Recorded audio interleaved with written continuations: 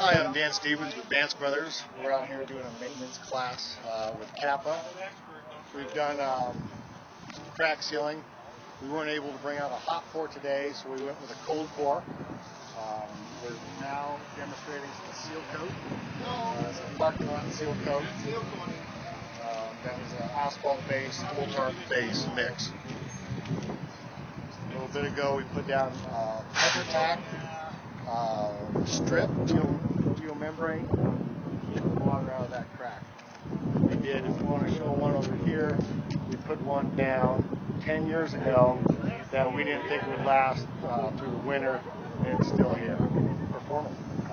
Most of these products like that get overlaid, seal coat. These type of products are for a low volume streets or parking lots.